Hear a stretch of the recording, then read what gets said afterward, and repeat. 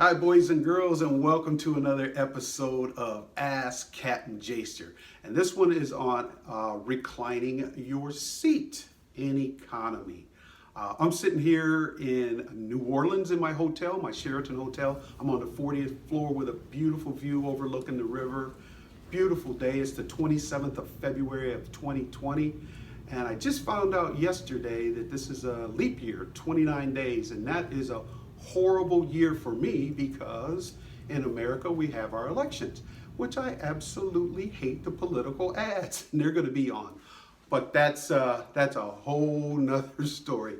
I'd like to start off with a correction and a clarification. On the correction, the Gibby 3340 let me know on the jack screw episode that jack screws are still being used today on commercial airliners, even on the Airbus.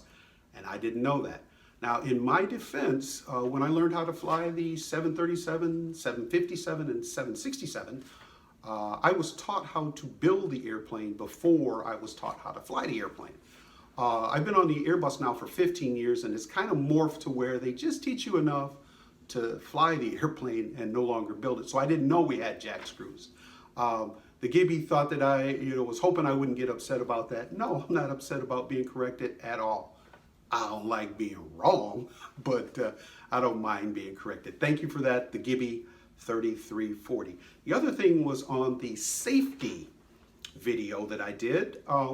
Hey guys, let me just tell you, I am not telling you to be safe in your workshop. That is your own business what you do. I see so many videos, especially foreign guys, that are doing some stuff without shoes on. That's their business.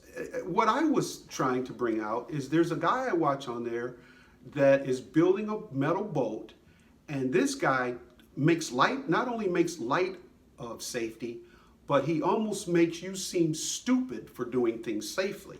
Now, there is an airline in the US that had that policy, company policy.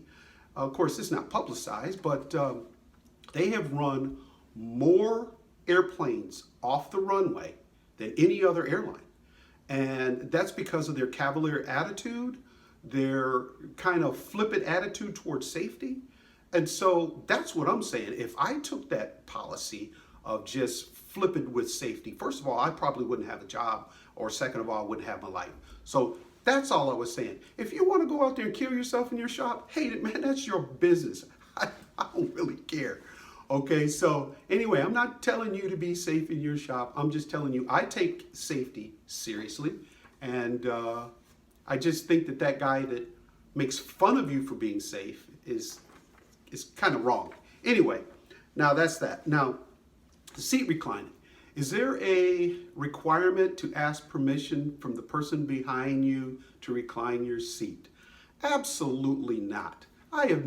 This is some crazy stuff that goes on in this world right now. Guys, I have flown on every major U.S. carrier. That's one of the perks we get as pilots. We can fly on any carrier in the U.S. And I don't know about the foreign stuff because I don't do that anymore. But Northwest, Delta, American, United, Continental, U.S. Air. I've been on all of those. For 28 years now, I've been flying commercial airliners.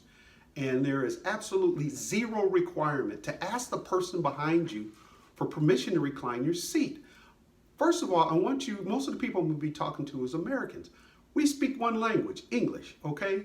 When I used to fly to Brazil, which was every week, half the people on there didn't speak a lick of English. Now, what are you going to do? Are you going to speak Portuguese? Is the Portuguese person going to ask you for permission? You won't understand them, first of all, or they'd have to get the interpreter to ask that 300 times on the airplane. It's not a requirement.